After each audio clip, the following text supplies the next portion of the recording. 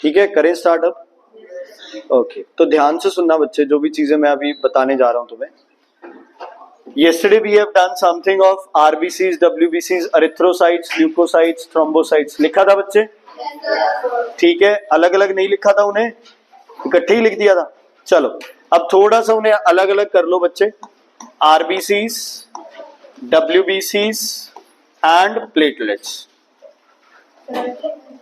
हाँ जी बच्चे, ऐसे ही लिखना है। RBCs बच्चे नो न्यूक्लियस, और ऐसे लिख लो न्यूक्लियस डिसअपियर्स। नहीं, इनकी कैरेक्टरिस्टिक्स लिखा रहा हूं बच्चे। No mitochondria, no endoplasmic reticulum. Red blood cells में ना न्यूक्लियस होता, ना माइटोकॉन्ड्रिया होता और ना एंडोप्लाज्मिक रेटिकुलम होता। ठीक है, रेड ब्लड सेल ये कौन सा टिश्यू है बच्चे आपका? फ्लूइड कनेक्टिव टिश्यू है, जिसमें कौन आता है सबसे पहले? ब्लड, और ब्लड के ये तीन आपके पास क्या आ गए? सेल्स आ गए। ओके, उसके बाद जो आरबीसीज होते हैं बेटा, ये किस शेप में होते हैं? Biconcave shape. कौन सी शेप होती है बच्चे? Biconcave. समझ रहे हो, दोनों तरफ से क्या होंगी? Concave shape. ठीक है, क्या बोलेंगे इसे? Biconcave shape. Avneet chemistry का टेस्ट अच्छा नहीं किया बेटा, क्यों? अर्शनूर के तो पूरे हैं, अर्शनूर का है एब्सेंट है, क्या हो गया? उलझ गए, कंफ्यूज हो गए, सारा इधर उधर कर दिया, पता नहीं क्यों। हाँ जी, ठीक है, आरबीसी बाय कनकेव है, न्यूक्लियस नहीं होता, माइटोकॉन्ड्रिया नहीं होता और ईआर नहीं होता। देखो मैंने तुम्हें कहा था कि जहां न्यूक्लियस की जरूरत नहीं है वहां न्यूक्लियस क्या हो जाता है? डिसअपियर हो जाता है। क्या हो जाता है? डिसअपियर हो जाता है। अब इन्होंने एक ही काम करना है, क्या करना है? गैसियस एक्सचेंज, या फिर एक जगह से दूसरी जगह उस गैस को क्या करना है? ट्रांसपोर्ट करना है। किसके थ्रू? हेमोग्लोबिन के थ्रू। किसके थ्रू? हेमोग्लोबिन के थ्रू। ठीक है बच्चे, अब बात करते हैं इनमें माइटोकॉन्ड्रिया क्यों नहीं होता है। माइटोकॉन्ड्रिया को क्या चाहिए अपने काम करने के लिए? ऑक्सीजन। ठीक है, क्या तुम दूध की रखवाली बिल्ली को छोड़ सकते हो? क्या तुम क्लास का मॉनिटर जैस्मिन को बना के कह सकते हो क्लास को चुप रखो? ठीक है, नहीं कह सकते। इसका मतलब आरबीसी ने क्या लेके जानी है? ऑक्सीजन। और इसके अगर खुद के माइटोकॉन्ड्रिया हो गए तो उस ऑक्सीजन में से ये खुद के लिए क्या करेगा? ऑक्सीजन को यूज, ट्रांसपोर्ट थोड़ी करेगा, फिर तो ये अपने लिए क्या कर लेगा? यूज कर लेगा। तो आरबीसी में ना माइटोकॉन्ड्रिया, ईआर नहीं है, तो ये छोटे होते हैं, हर जगह इन्हें जाना है, छोटी कैपिलरी से भी पास करना है इन्हें। तो बड़े सेल्स होंगे तो यार ये पास नहीं कर पाएंगे, तो इजिली स्क्वीज हो जाए, इसलिए इनके पास न्यूक्लियस और ईआर नहीं होता। अपना फंक्शन प्रॉपरली करे, इसलिए इनके पास क्या नहीं है? माइटोकॉन्ड्रिया नहीं होता। ठीक है बच्चे, क्लियर है? कोई दिक्कत परेशानी? डन। अच्छा, ये क्या करते थे? कल मैंने लिखवा दिया था, क्या करते थे बच्चे? Transportation and exchange of respiratory gases. थोड़े नोट्स उसके हिसाब से चेक कर लेना, मैच हो जाए। ठीक है, अब डब्ल्यूबीसीज बच्चे, डब्ल्यूबीसीज में न्यूक्लियस होता है बेटा, has a nucleus, shape is which shape बेटा? Amoeboid shape. क्या शेप होती है? Amoeboid shape. क्या प्रोवाइड करता है? Protection against disease and infections. Protection against disease and infections. ठीक है, आगे प्लेटलेट्स में भी कोई न्यूक्लियस नहीं होता बच्चे, और ये आपको क्या प्रोवाइड करता है? क्या कराता है प्लेटलेट? Blood clotting. क्या करवाता है? Blood clotting. RBC biconcave shape, WBC amoeboid, platelets बच्चे छोटे छोटे पार्टिकल्स जैसे सर्कुलर शेप में होते हैं, नो न्यूक्लियस है, ब्लड क्लॉटिंग कराता है। अच्छा, अगर आरबीसी ज्यादा थे तो बीमारी का नाम लिख लिया था बच्चे, क्या थी बीमारी? पॉलीसिथेमिया। ये वहां से लिख लेना बच्चे अर्शिका, ठीक है, इतना ब्लड वाला पार्ट बस। पॉलीसिथेमिया। आरबीसी कम है तो बीमारी का नाम अनेमिया। क्या? अनेमिया। डब्ल्यूबीसी बहुत ज्यादा है तो leukaemia. Leukaemia it is a kind of cancer. ठीक है, प्लेटलेट्स क्या कराएंगे? क्लॉटिंग। अगर प्लेटलेट नहीं है तो ब्लड क्लॉट नहीं होगा, इंटरनल क्या हो जाएगी? ब्लीडिंग, बॉडी के अंदर कहीं ब्लीडिंग स्टार्ट हो जाएगी। जिस जगह पे बॉडी में WBC की जो अमाउंट है वो ज्यादा होगी उस जगह पे कैंसर बन जाता है। ये पूरा हो जाता है बच्चे, ओवरऑल ब्लड कैंसर हो जाता है, ये ओवरऑल WBC ज्यादा बन रहे हैं, स्पेशलाइज्ड कैंसर होता है, कैंसर वो उस जगह पे ज्यादा बन रहे हैं, है ना। हाँ, WBCs एक जगह पे ज्यादा नहीं है, WBCs तो चलते रहते हैं ना, तो WBCs तो पूरे उसमें हो जाएंगे, तो वो एक तरह से ब्लड कैंसर हो जाएगा। लेकिन जैसे बोन है तो वो बॉडी की सारी बोन्स को इफेक्ट करेगी, है ना। स्किन कैंसर है तो वो बॉडी की सारी स्किन को इफेक्ट करेगी। लेकिन जैसे प्रॉपर हम बोल दे लंग कैंसर है, किडनी का है, स्टमक का है, लिवर है, तो वो सिर्फ उस पार्ट को इफेक्ट करती है। जैसे पैनक्रियाटिक कैंसर बहुत कॉमन है ना, बहुत ज्यादा दिक्कतें हैं प्रेजेंट। फीमेल के अंदर ब्रेस्ट कैंसर की दिक्कत है बच्चे, तो वो सिर्फ वही रहेगी, वो ज्यादा डिस्ट्रीब्यूट नहीं होती है उसमें, इसलिए सर्वाइवल थोड़ा सा ज्यादा हो जाता है उसमें। ओके, क्लियर है बेटा। ये दूसरा जो फ्लूइड है बच्चे आपके पास, उसका नाम है लिम्फ। क्या नाम है? लिम्फ। ये आज पहला टॉपिक है बच्चे सबके लिए, ये है लिम्फ। पहले समझो लिम्फ क्या है, ध्यान से सुनना।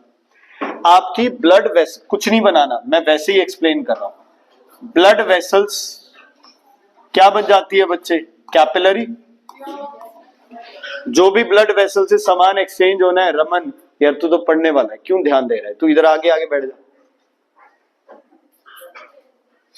क्या होती है? कैपिलरीज। कैपिलरीज में से क्या होता है? सामान एक्सचेंज होता है। मतलब अगर ये आपके टिश्यूज हैं और सेल्स हैं, इनको क्या चाहिए? ऑक्सीजन। इनको क्या चाहिए? न्यूट्रिएंट। इनको चाहिए कोई मेडिसिन आपने लिया, जो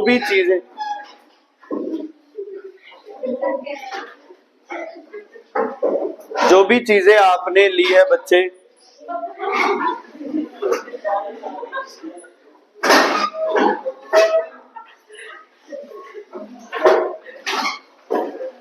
ये सप्लाई कर रही है बच्चे किसको? सेल्स को। किसको? सेल्स। तो इसमें से जो भी सामान बाहर जाएगा,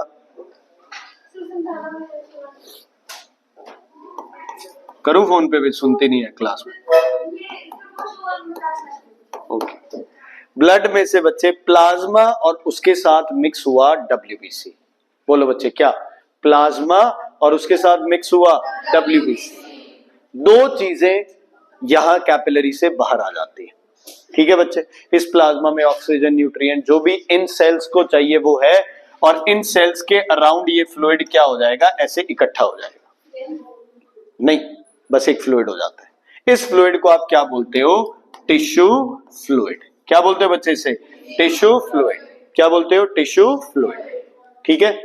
अब क्या हुआ, अगर अच्छी चीजें बाहर आई है तो बाहर का वेस्ट भी तो अंदर वापस ब्लड में ही जाना चाहिए, तभी तो बॉडी से बाहर निकलेगा। तो वापस इसमें से कौन जाएगा? CO2 जाएगी, जैसे कोई वेस्ट प्रोडक्ट है, ऑर्गेनिक, इनऑर्गेनिक, नाइट्रोजनस वेस्ट, वो जाएंगे। लेकिन एक चीज है बच्चे, सारी चीजें वापस अंदर नहीं जा पाती, है ना, क्योंकि देखो ब्लड फ्लो कर रहा है, चीजें बाहर आ गई तो ब्लड रुकेगा थोड़ी, रीअब्सॉर्ब उतना नहीं हो पाता, लेकिन रिलीज ज्यादा हो जाता है। तो टिश्यू फ्लूइड की क्वांटिटी धीरे धीरे क्या होने लग जाएगी बच्चे? बताओ, बढ़ने लग जाएगी, है ना, बहुत ज्यादा हो जाएगा। अगर टिश्यू फ्लूइड बहुत ज्यादा हो गया तो नया फ्लूइड बाहर नहीं आएगा। तो भगवान ने क्या किया? भगवान ने एक सेपरेट वेसल बना दी हमारे लिए। उस वेसल को क्या बोला? लिम्फ। क्या बोला बच्चे? Lymph vessel. क्यों? क्योंकि जो एक्स्ट्रा टिश्यू फ्लूइड था वो इनमें फ्लो कर रहा था, और इस एक्स्ट्रा टिश्यू फ्लूइड को क्या बोला गया? लिम्फ। तो क्या lymph is a tissue fluid? Yes, it is an excess tissue fluid which cannot be reabsorbed in the blood. It flows in separate vessels called lymph vessels. अब जहां जहां blood vessel जा रही है वहां वहां ये लिम्फ साथ जाएगा। वीना कावा पढ़ा था पिछले साल, हार्ट को जो ब्लड देती है पूरी बॉडी से लेके, तो जैसे ही वीना कावा हार्ट में एंटर करने लगती है, जस्ट तभी एंट्री करने वाली होती है, वहां पे जाके ये लिम्फ वेसल जुड़ जाती है। मतलब ये फ्लूइड जो ब्लड का पार्ट था वो वापस किस में मिक्स हो गया? ब्लड में, और ये चैनल्स चलते रहते हैं। ठीक है बच्चे, लिम्फ समझ आ गया? तो lymph is a pale yellow fluid. Lymph is a pale yellow fluid surrounding the body cells and tissues. Body tissues लिख लो, surrounding the body tissues. Lymph is a pale yellow fluid surrounding the body tissue with no RBCs, with no RBCs। RBC नहीं होते, RBCs बाहर नहीं आते, RBC सीधे पास करते हैं, बाहर कौन आता है? सिर्फ WBC। अच्छा, अब लिम्फ क्या करेगा? लिम्फ का एक फंक्शन है, बॉडी में आप जो भी जैसे फैट खा रहे हो ना, जैसे ऑयल घी जो भी खाते हो, ये चीजें ब्लड एब्जॉर्ब नहीं करता, बाकी सब चीजें ब्लड एब्जॉर्ब कर लेगा, फैट को एब्जॉर्ब नहीं करेगा। कौन? ब्लड। इसे कौन एब्जॉर्ब करेगा? लिम्फ। तो लिखो बच्चे इसका function, number 1 absorption of fat, number 1 absorption of fat. Monday test है बच्चे इस टिश्यू चैप्टर का, ठीक है? Absorption of fat. अच्छा, दूसरा बच्चे WBCs है तो क्या प्रोवाइड करेगा? Protection. So provides immunity to the body, provides immunity, provides immunity. हाँ, दोनों में WBC है। Provides immunity, provides immunity.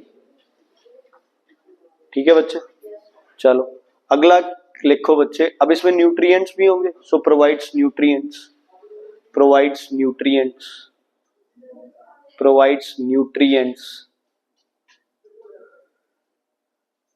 Divyansh, तूने टेस्ट नहीं दिया था पिछला केमिस्ट्री वाला? दिया था? पता नहीं, मुझे याद है जैसे तेरा टेस्ट में चेक ही नहीं किया। दमन का तूने दिया था केमिस्ट्री का टेस्ट? पूरे ही नंबर होंगे शायद तुम्हारे, हो गया होगा। किसके? तेरे 12 बताए, 13 नंबर है मुझे, 16 नंबर का। तेरे 9 नंबर है, तन्मय के 15, 15.5 है, तेरे 15 नंबर है। नहीं याद यार, नहीं याद है, झूठ बोल। तेरे तो एक ही गलत था, 15 नंबर है। क्या एक वो बताया था?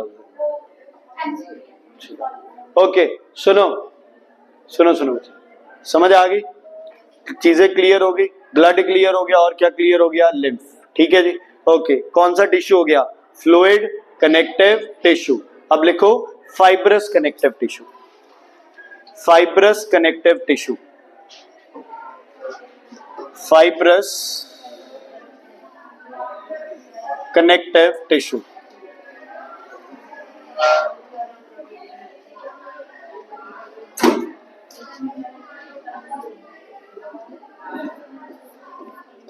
Fibrous connective tissue,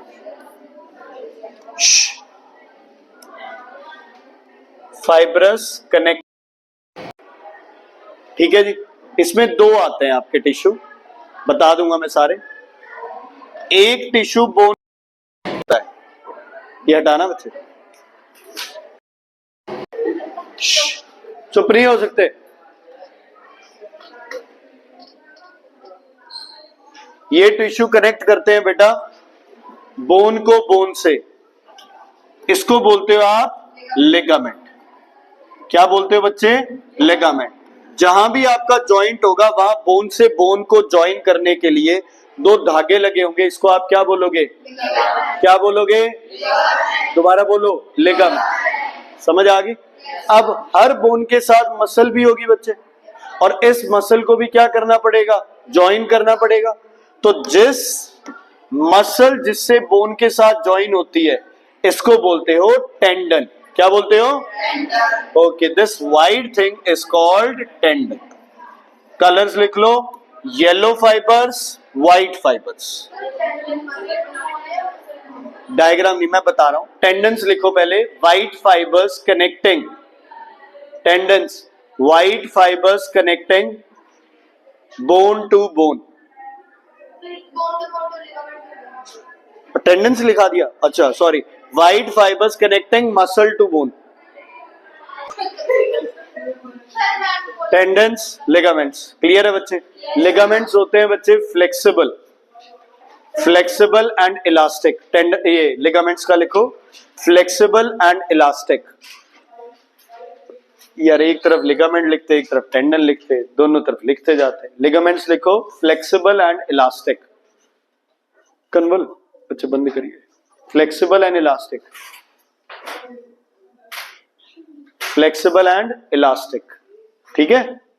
tendons in elastic बच्चे, टेंडन्स होते हैं इन इलास्टिक, क्योंकि यार मसल को मूव नहीं करना है बोन के ऊपर, लेकिन दो बोन्स को तो मूव करना है। मान लो ये मेरा पैर है तो दोनों तरफ क्या लगे हुए हैं इसमें, लिगामेंट्स। ये बोन है, बोन से बोन जॉइंट है तो क्या लगे हुए हैं दोनों तरफ, लिगामेंट्स। तो ligaments join bone to bone, ligaments join bone to bone, ligaments join bone to bone, tendons join muscle to bone, ligaments join bone to bone, tendons join muscle to bone, tendons join muscle to ligament बच्चे।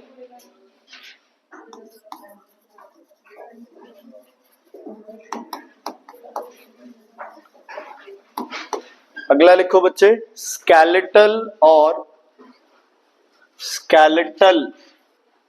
Skeletal और supportive connective tissue, skeletal और supportive connective tissue, skeletal और supportive connective tissue.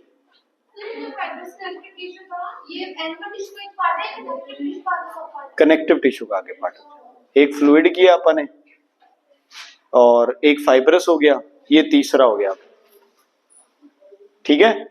क्या है बच्चे, skeletal supportive connective tissue. पहला कौन है, बोन। बोन होती है बच्चे hard and porous, bone is hard and porous. Porous मतलब क्या होता है, छोटे छोटे इसमें क्या है, पोर्स है, ठीक है बच्चे, छोटे छोटे क्या है, पोर्स है। नॉनवेज कौन खाता है यहाँ पे, बाप रे बहुत हो फिर तो। अच्छा, जब नॉनवेज खाते हो तो जो बोन्स है बच्चे, बोन्स तो हम लोग नहीं खाते ना, लेकिन स्टिल अगर बोन्स को हल्का सा अपन चू करे तो उसमें से टेस्ट आता है बच्चे। जो भी मतलब आपने मान लो कोई भी चीज है, जैसे आप चिकन खा रहे हो तो क्या बोन में से भी हल्का सा टेस्ट आएगा उसका। इसका मतलब जो भी सामान आपने बनाया है वो बोन्स भी उसको क्या करेंगी, एब्जॉर्ब। कैसे एब्जॉर्ब करेंगी, क्योंकि उनमें छोटे छोटे क्या होते हैं, पोर्स। क्या होते हैं, समझ आ गई। अच्छा, अगर बोन्स में पोर्स है तो क्या वो हार्ड हो सकती हैं, हो सकती है, इसमें क्या बात है। दीवार में 5, 10, 20 सुराख कर दो तो दीवार क्या रहेगी, फिर भी क्या रहेगी, हार्ड रहेगी। तो बोन लिखो बच्चे हार्ड एंड पोरस, लिख लिया था, हार्ड एंड पोरस, समझ आ गया। Bone skeletal supportive connective tissue का आगे पार्ट है। जैसे उसके दो पार्ट थे, टेंडन लिगामेंट, इसके दो पार्ट है, एक है बोन। बोन बच्चे दो चीजों से बना हुआ है। पहला है ऑर्गेनिक मैटर, ऑर्गेनिक मैटर जिसमें आ जाते हैं, क्या देखना मैटर की स्पेलिंग, ऑर्गेनिक मैटर, इसमें आ जाते हैं तुम्हारे प्रोटीन्स और आ जाते हैं तुम्हारे इसमें एसिड्स, ऑर्गेनिक एसिड्स एक्सेट्रा, ठीक है। बोन के दो हिस्से होते हैं, एक ऑर्गेनिक पार्ट है, एक इनऑर्गेनिक है। ऑर्गेनिक पार्ट में प्रोटीन्स आ गए, कुछ ऑर्गेनिक एसिड्स आ गए। जो ऑर्गेनिक पार्ट है ये बोन को क्या बनाता है बच्चे, फ्लेक्सिबल या सॉफ्ट करता है, ठीक है। बोन में जो हल्की सी फ्लेक्सिबिलिटी है या जो बोन हल्की सी मुड़ सकती है थोड़ी बहुत, वो किसकी वजह से है बच्चे, ऑर्गेनिक पार्ट की वजह से, ठीक है। और दूसरा जो है बच्चे वो है inorganic part.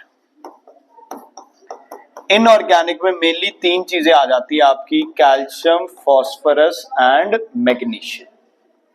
Calcium, phosphorus and magnesium ये बोन को क्या बनाती है बच्चे, हार्ड बनाती है। तो ऑब्वियसली इनऑर्गेनिक वाला पार्ट ज्यादा होगा, क्योंकि बोन क्या होती है बच्चे, हार्ड होती है, लेकिन हल्की उसमें फ्लेक्सिबिलिटी किस वजह से होती है, ऑर्गेनिक मैटर की वजह से। बुढ़ापे में बच्चे हड्डियां ज्यादा टूटती हैं या बचपन में, बुढ़ापे में, क्योंकि बोन्स में कौन सा पार्ट कम हो जाता है, ऑर्गेनिक। ऑर्गेनिक कम हो जाएगा तो बोन्स क्या हो जाएंगी, ब्रिटल। क्या हो जाएगी, ब्रिटल।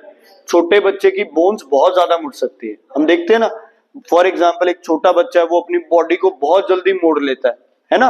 इवन अगर आप उठा रहे होते हैं और बच्चे को अपने पास नहीं आना है तो तुम्हें देखे कैसे वो ऐसे एकदम से गिर जाता है ना। लेकिन हमारी उम्र में अगर ऐसे गिर के दिखाए तो बच्चे 10 दिन, है ना। और अगर कोई बूढ़ा, मैं अपने आप को नहीं कह रहा हूं, ठीक है, बूढ़ा अलग कैटेगरी है, अगर कोई बूढ़ा ऐसे गिरेगा तो क्या करेगा बच्चे, पुनीत टूट जाएगा बच्चे। क्यों? क्योंकि ऑर्गेनिक मैटर क्या हो जाएगा, कम हो जाएगा। Is it clear? Tanmay ji clear है? कोई दिक्कत? ठीक है, तो बोन के क्या हो गए, एक और। अच्छा एक लिखो, hollow cavity in the bone is called, contains a fluid called bone marrow, या hollow cavity in a bone is called bone marrow. Hollow cavity in the bone has a fluid which is called bone marrow. Has a fluid which is called bone marrow. Inorganic matter है वो from the stage of infancy to old age conserve होता है बच्चे। जैसे अगर कम हो गया, मतलब एक लेवल बने रहना बहुत जरूरी है ना। आप जैसे कैल्शियम और ये खाते रहोगे तो नॉर्मली क्या है, ये प्रोटीन ऑर्गेनिक एसिड्स अपने आप बॉडी में बनते रहते हैं, तो बोन क्या रहेगी, प्रॉपर ग्रोथ रहेगी। अगर जैसे कि बचपन में ही तुम में ऑर्गेनिक मैटर कम हो गया तो फिर वो बोन्स स्टार्टिंग से ही तंग करने लग जाएंगी, ब्रिटल होने लग जाएंगे, टूटने लग जाएंगे। और अगर ऑर्गेनिक मैटर, इनऑर्गेनिक मैटर कम खा रहे हो तो बोन्स वैसे भी कमजोर हो जाएंगी, क्योंकि वो क्या नहीं रहेंगी, हार्ड नहीं रहेंगी, स्ट्रेंथ नहीं प्रोवाइड कर पाएंगे। ठीक है, हो गया, हॉलो कैविटी लिख लिया। The cells of bones are, bones जिन सेल से बनी होती है उनको बोलते हैं बच्चे ऑस्टियोसाइट्स। 3 तरह के सेल्स होते हैं, ऑस्टियोसाइट्स, ऑस्टियोब्लास्ट, इनके बारे में कुछ नहीं करना आपने, सिर्फ नाम, ऑस्टियोक्लास्ट, ऑस्टियोसाइट्स, ऑस्टियोब्लास्ट, ऑस्टियोक्लास्ट। क्या कह रहे हैं ये तेरे को, कुछ बोल रहे हैं क्या? 3 सेल्स होते हैं बोन के, ऑस्टियोसाइट, ऑस्टियोब्लास्ट, ऑस्टियोक्लास्ट। बोन 3 तरह के सेल से बना हुआ है, अलग अलग टाइम पे अलग अलग सेल काम करता है।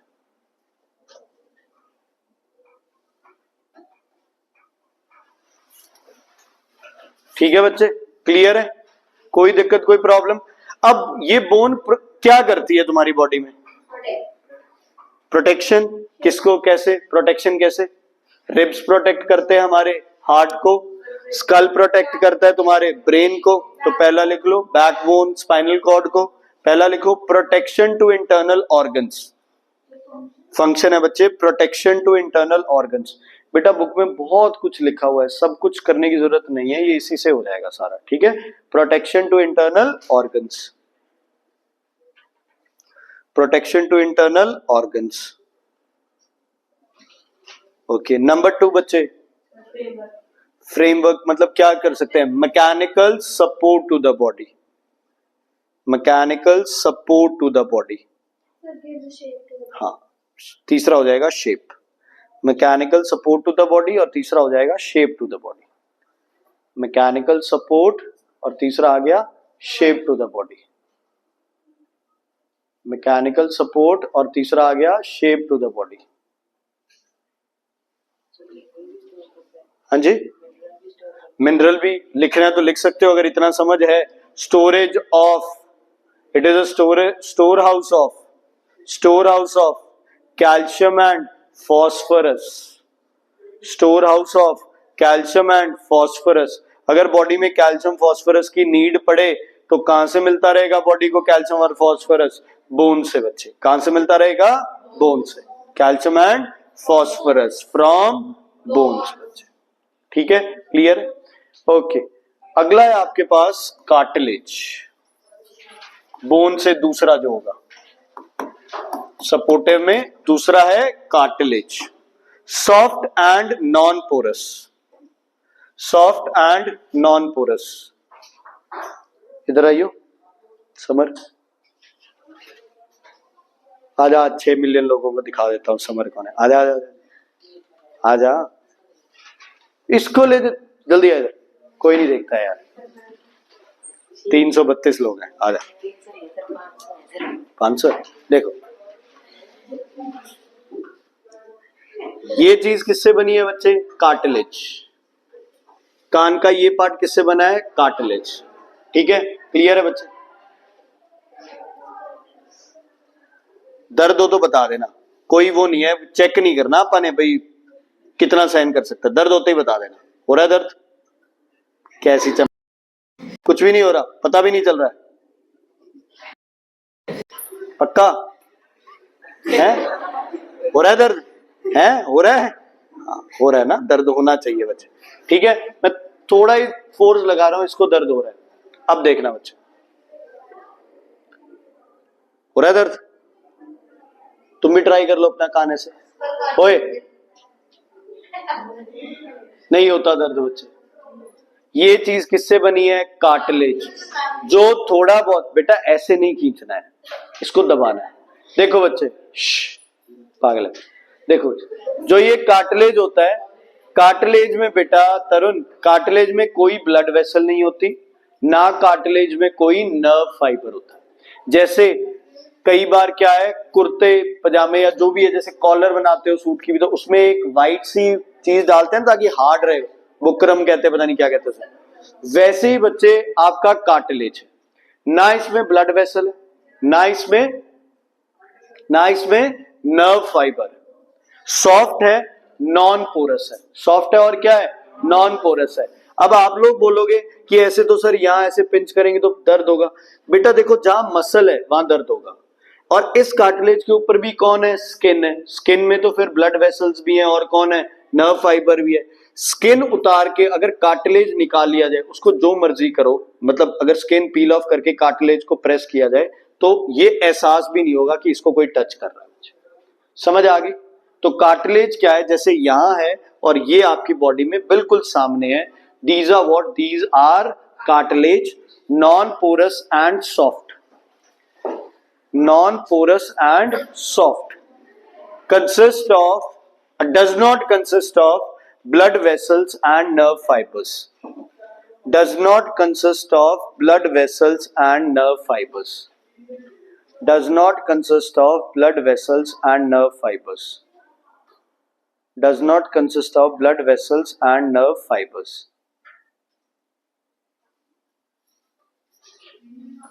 ठीक है बच्चे, does not consist of blood vessels and nerve fibres. Clear है? कोई दिक्कत, कोई परेशानी? डन है? चलो आगे बढ़ते हैं फिर। इसमें ये कहां कहां प्रेजेंट है बच्चे? एक तो ये जैसे ईयर और इसमें हो गया। लोकेशन लिखना तो लिख सकते हो, लोकेशन नहीं बच्चे, वो एक्चुअल में क्या है ना, एक तो बोन हो गई, एक ही हो गया क्या अपने पास? मसल भी है इस कार्टिलेज के ऊपर। यहां तक बोन है, इसके बाद कार्टिलेज है। वो पेन मसल की और उसकी होती है, कार्टिलेज की पेन नहीं है, वो कार्टिलेज पेनलेस होगा। ठीक है, लोकेशन लिख लो।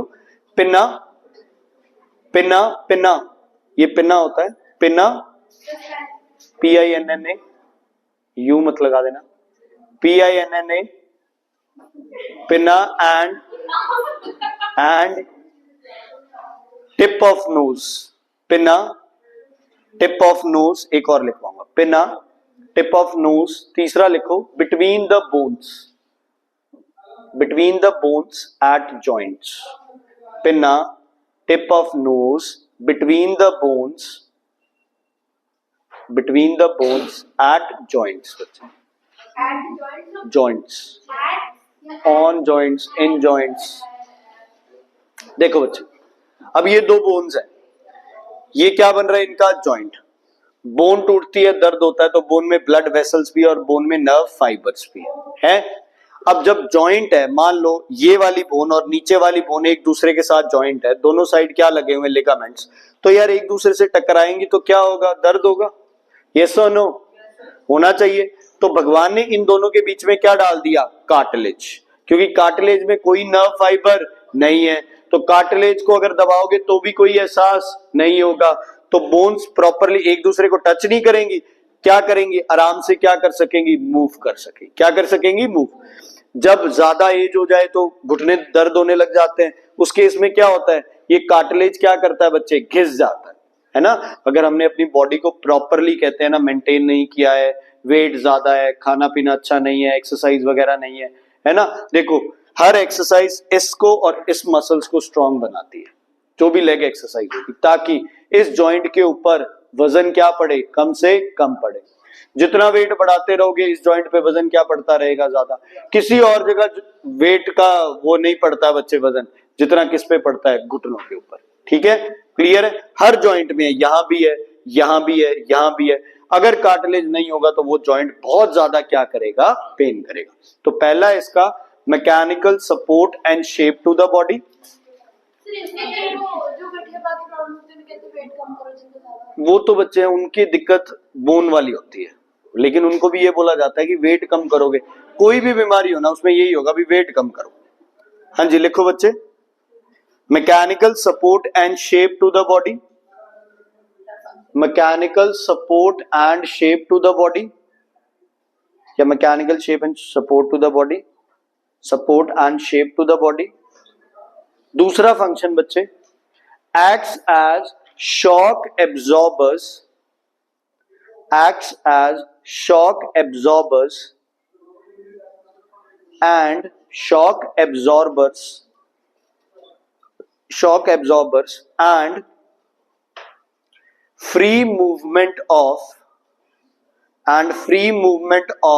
bones in joint, and free movement of bones in joint, free movement of bones in joint.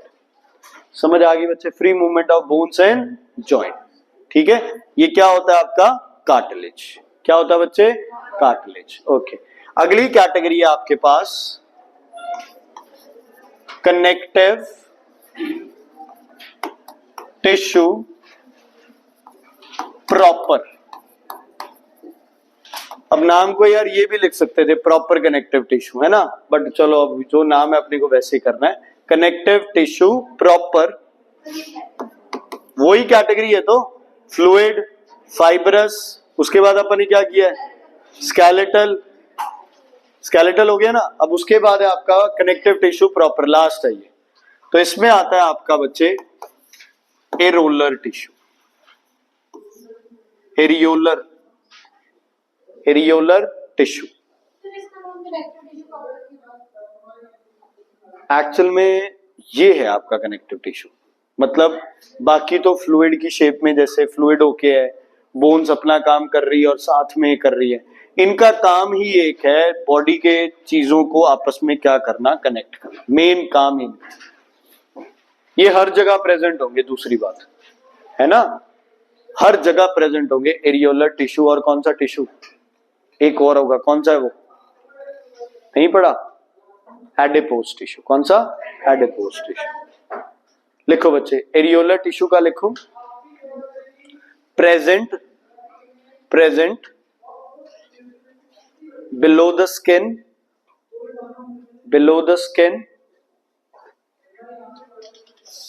Sorry, covering of heart, below the skin, covering of heart, below the skin, covering of heart and brain, below the skin है और covering of heart and brain, covering of heart and brain। आगे लिखो बच्चे, बस, loosely packed, एक minute,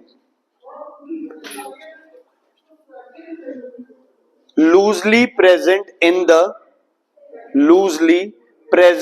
the empty spaces in the body, loosely present in the empty spaces in the body, loosely present in the empty spaces in the body, empty spaces in the body। अच्छा, उसमें location में एक blood vessel भी लिख लो बच्चे, location में blood vessels में भी होता है, बिलो द स्किन लिखा है ना वहां पे, या ब्रेन के बाद लिख लो ब्लड वेसल्स।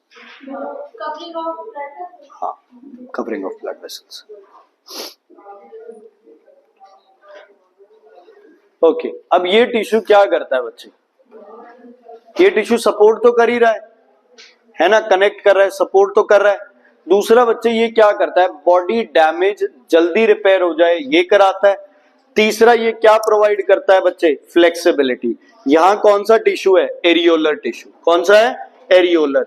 देखो यहां फैट नहीं है, फैट वाली स्किन उतनी ज्यादा फ्लेक्सिबल नहीं होगी जितनी ये विदाउट फैट वाली होगी, क्योंकि यहां कौन सा टिश्यू है बच्चे, एरियोलर टिश्यू। वापस है ना, ऐसे हुआ वापस हो गया, मतलब ये क्या प्रोवाइड कर रहा है, इलास्टिसिटी टू द स्किन। तो लिखो mechanical support comma mechanical support, हाँ जी बच्चे, mechanical support damage repair, mechanical support damage repair and elasticity to the skin, and elasticity to the skin, and elasticity to the skin,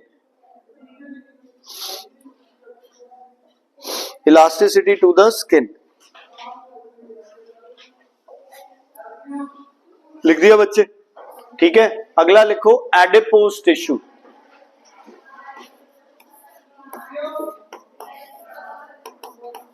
test Monday को है बच्चे इसका, ठीक है ना। अगला लिखो एडिपोज टिश्यू, एडिपोज टिश्यू। कल हम क्या करेंगे बच्चे, चैप्टर की एक्सरसाइज और जो बचा हुआ पार्ट है वो कंप्लीट कर देंगे, ठीक है।